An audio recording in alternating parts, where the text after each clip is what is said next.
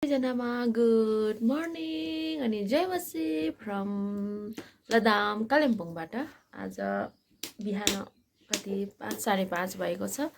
हाम्रो 5 दिनको यात्रा सुटिङको आज मेरो चाहिँ समाप्त भएको छ। अनि अहिले पनि म यहाँनिर यहाँ गाउँको किचनमा हल्कै आगो बलिरहेको छ। अनि तातो पानी तातिँदैछ। अब एकछिनमा नुनको चिया दुधको चिया खानुपर्छ, गाईको दुधको चिया। अनि एकदमै राम्रो भयो यहाँ लदामको सुटिङ। लगभग 4 दिनको सुटिङ सकेर चाहिँ हामी गइरहेको छौँ। अब आउनेवाला दिनमा चाहिँ अब हाम्रो उता सिक्किमको विभिन्न ठाउँहरूतिर हुनेछ। अनि अब बिहान हामी निस्किने कालिम्पोङ, त्यहाँदेखि सिलगढीमा, अनि कति सिक्किम कति दार्जिलिङ निस्किनेहरू छन्। अनि यहाँ मेरो साथ हुनुहुन्छ निकिता बहिनी, यस घरको बुहारी।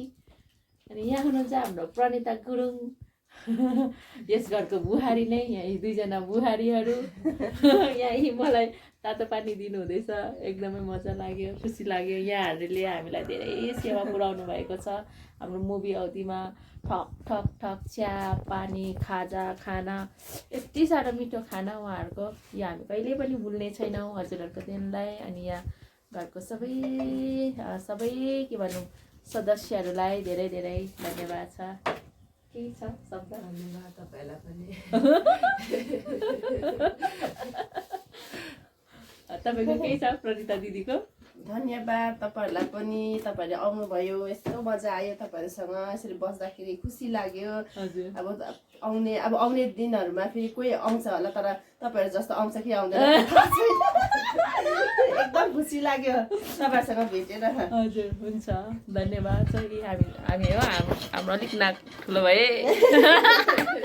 अनि यहाँ अब तपाईँहरूलाई देखाउनै पर्दा यहाँनिर यस्तो किचन हेर्नु न। हामीले यहाँ दहीको मैको छुर्पीको है वेस्ट सकिसकेको छ। अनि बाहिर भने चाहिँ यहाँनिर हेर्न सक्नुहुन्छ। यहाँ पुरा शीतले जमिन भिजिरहेको छ। यहाँ चर्च, होसन्ना चर्च। ए उतालाई हिरो पनि आउनु हुँदै रहेछ ब्रस गर्नुको लागि। अन्त यस्तो रहेको छ डाँडा काँडा हरियालीले भरिएको यस लदाम ठाउँ। कति सुन्दर अनि रमाइलो, ईश्वरको सृष्टि। हेर नहेर ईश्वरको सुन्दरता कति असल छन्, हेर्न सक्नुहुन्छ। अब घाम उदाउन लागिरहेको छ। यहाँ हाम्रो दिदी बहिनी कस्तो राम्रोसँगले मिलेर बसिरहनु भएको छ। हुन्छ, जय मसी।